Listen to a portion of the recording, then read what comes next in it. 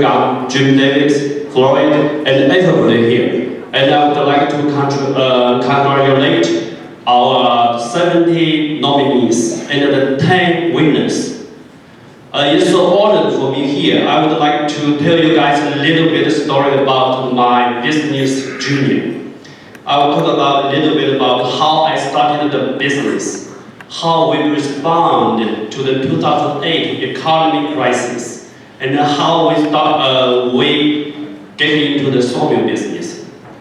That is December 31st, the last day of 2003. I moved to this country, and shortly it's in 2004, you know it. And in 2004, I drove about 8 to 10 hours every day along Appalachian area in the Piedmont region to source lumber for my distribution business in Hong Kong and China. And at that time, nobody knew me. And nobody understood my Chinglish very well. No insurance company to cover my business. And there's a lot of no's. And I don't have too much to offer, really. I don't have employee yet. I didn't have a beautiful office like I do now. But with all these no's, I understand I have to start from somewhere. I remember very well. There was one insurance agent from a big Charlotte-based insurance company. He came to visit me, asked me a couple of questions. We talked a while, and then he left. And then he added, "Hi Jimmy, I don't think you will succeed." Yes, I can. You will see it very soon. And when I see him disappear, I realize tears in my eyes. Shortly, I called my supplier who sent this insurance agent to visit me. I told them my plan, and I talked to them to sell lumber to me. Yes, there's nothing I had, but I had a little money. In lumber business, the payment term is normally suppliers ship lumber to us, then we pay in 1 month, which is called 1% 10 days, net 30 days, which is fair enough. But being a new guy, I was not able to grant that kind of payment term. Then I told my supplier, "Come on, I will pay you in front, so you don't have to worry about the payment." And I did this. I paid the money right away. You guess what? 1 week later, I had the first container shipping to China. And I could tell you, yes, I can. Yeah. And in late 2007, I was able to buy a facility, which is the first facility in Laurenburg, which is a concentration yard. Was so happy, and Grace joined me, quitting her nursing program. And my family often encouraged each other, because it's so difficult. We have to work as a team, as a family. In 2008, it was an economic crisis. Everybody knows this. Without time to worry, without time to complain, our family set up really quick. We worked days and nights, worked through all the weekends, even the holidays. Thanksgiving Day, Christmas Day, Chinese New Year Day, New Year's Day, Chinese New Year's Day, Chinese Latin Day, Grace's birthday, my birthday. We work all through. Because we understand, if we have nothing to offer, we still going to be diligent. If nobody look us up, we raise up high. In that year, most of the lumber companies, they lost money, which is reported, everybody knows this. but my family not only made the money, we were able to move on. And I could say, yes, my family can. Yes. In October 2009, time comes, I got a chance to buy my first sawmill.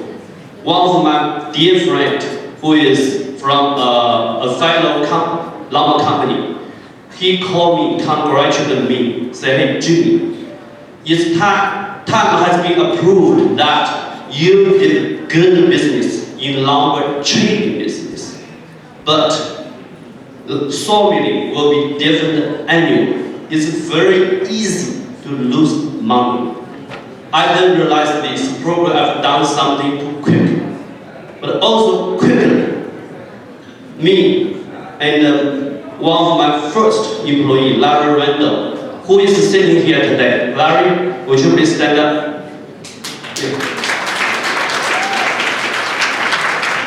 Yeah, he is retired though, but we're friends. I would like him to connect with him all the time, and he's still with me. But anyway, Larry and me, we looked over all the procedures of business, supplier, customer, maintenance, insurance, workers' comp, all these. We looked at details, analyzed how we could do business with the least and make the most out. It is quickly we found something we could work on, like how we set up the production line, how we could optimize the trucking, the logistic. In that year, in 1 year operation, we made money. And because the first year we made money, then we moved on. Everybody knows there's one famous saying in lumber business. Once you get sawdust in your shoes, you never quit sawing. And I really strongly believe I got sawdust in my blood. Thank you. Because of this, I bought 2 sawmills ever since, every year. So far, I bought 15 sawmills. I sold 4, made money, and still kept 11 mills. 11 mills, there's a lot to worry. But don't forget, I set up a good team. I have 10 employees in the headquarters in Charlotte, and I have about 160 employees in North Carolina, and I have 100 some employees in Tennessee, in South Carolina, and Virginia. I should say, yes, the team can, and we can. Thank you. Ladies and gentlemen, today I'll never be more happier because all these supporters from the American society came here. We appreciate their help, not only today, not only yesterday. I think they come here to support us today. They will be supporting us more tomorrow, down the road for years to go, for 10 years to go, for decades and centuries to go. Because the 2 nations have been working together as a whole. And as Chinese, they don't fear to step out from our comfort zone. We do need. I get excited when I talk about business. Yeah. And we do need to utilize the source we got to learn from our friends, to reach out for help, and to change yourself, change your family, change the society, and hopefully change the state. Because we dedicate ourselves to make America great again. Thank you, everybody.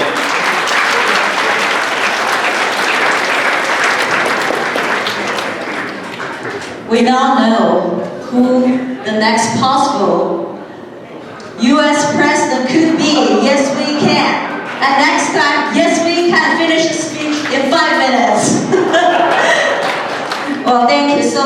Jimmy. And because of the passion that we have in our blood, because people precisely like Jimmy, who came to this state, who came to US, to North Carolina, they start from a humble start, but they never give up. And now they rise up, they become successful personally, and they also become a pillar of this community. So we appreciate all of you, and thank you so much for sponsoring this event. Next we're gonna give Cassie Kimball to talk about her involvement in this community. And Cassie has been working tireless behind the scenes for the past several months.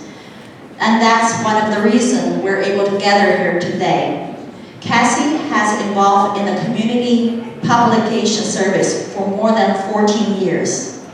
She currently is the regional director of China Press Weekly, which started in November 2013. And the China Press, as I mentioned earlier, is the biggest Chinese language newspaper in the United States. Before China Press Weekly, Cassie Kimball was the publisher of the China Star, which was the Chinese language newspaper serving readers throughout North Carolina and South Carolina. Cassie was born in Hubei, China, graduated from Tsinghua University. Tsinghua is the equivalent of MIT, so we all know she's very talented. And she earned her master's degree in the Chinese Academy of Science in Shanghai. Besides all the public service, she also served on the board as a board director in NAP and RTP. Without further ado, I give you Cassie Kimball to retract what we have done in this community and how Chinese has served North Carolina.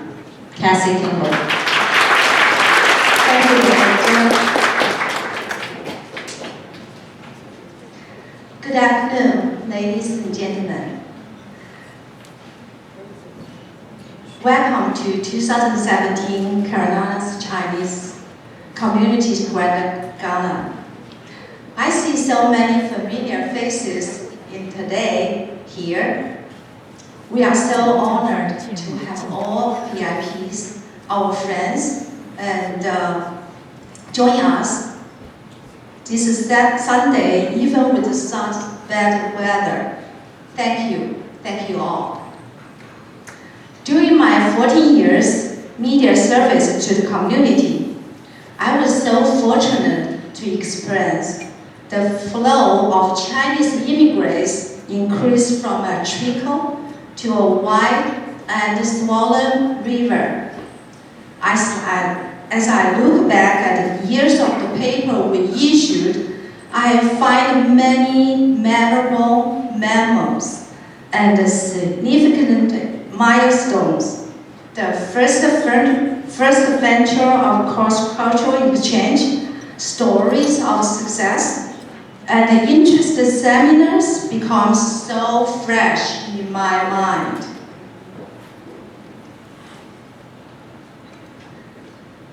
Even the fierce debates of opposite fields have become a joy to recall. I remember our team's sleepless nights and working hard is all worth it. It's our way to giving to the community. From day one, the motto, listen, express, surface, and expire, was our guide. It was how we informed our readers and shared their words with the community. I believe every single one of you today here, directly or indirectly, were recorded in our paper. Our paper is made from the same cloth of the Chinese community, inseparable. Everyone has his own touching or interesting story to tell, and we all benefit when the paper shares it.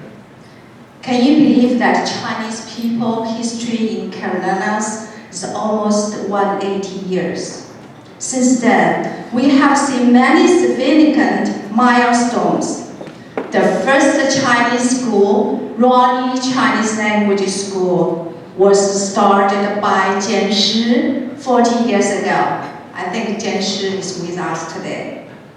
20 years later, Zhao Langzhen started Chinese American Friendship Association and the Ronnie Academy Chinese Language. And this is only beginning. Zhao Langzhen is with us today. Thank you. Look at the postal boards located in the back hall. They list offer 30 organizations with more than 70 excellent volunteers. Their work to improve our growing Chinese community as well as for all Carolinians. The Chinese people have the reputation being delighted, diligent, hard work, and thrifty. Choosing to settle down in the U.S. on a familiar land is a big challenge and difficult journey. But most of us have succeeded and have now living in American dream. Thankful, they give back to society. They donate to the needy, are involved in educating our youth, fundraising for good cause, advocate for justice and equality, are political active, and share the cultural ideas and beliefs with others. Speaking of cross-cultural exchange, let me list a few examples. In 1996, North Carolina official delegation went to Liaoning province. Our Chinese were planning with that. In 2006, the North Carolina China Center was born to start a new phase of the trade relations and cultural exchange. The trade in North Carolina agriculture has to date yield most return. CCCC and CCC has made a tremendous contribution to promote and develop exchange between North Carolina and China. Everybody knows CCCC 4C and 3C. Many dedicated volunteers use their cross-cultural backgrounds and experience to contribute to Carolina's cause. As a matter of fact, Richard Yang, the president of 4C, Li Anxie, the president of 3C, the Tong Zhou, the president of Kappa, are all in China when we speak. And John Wei just got back from China. And we also just, Mr. Dong just mentioned we have a guest from Dalian, and also we have a guest from Beijing. Welcome you.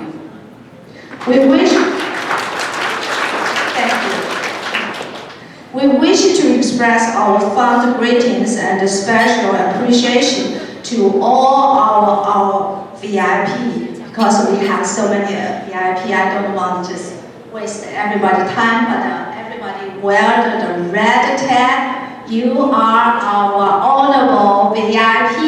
Thank you, thank you. We wish warmly welcome Councillor Hong Yu and Councillor Yuan Yuanzhuang from Chinese Embassy. The Chinese Embassy has been giving communities their unwavering and great support for these many years, and we are very grateful for your support. The last, I would like to appreciate our sponsors with your generosity to make this happen. All the sponsors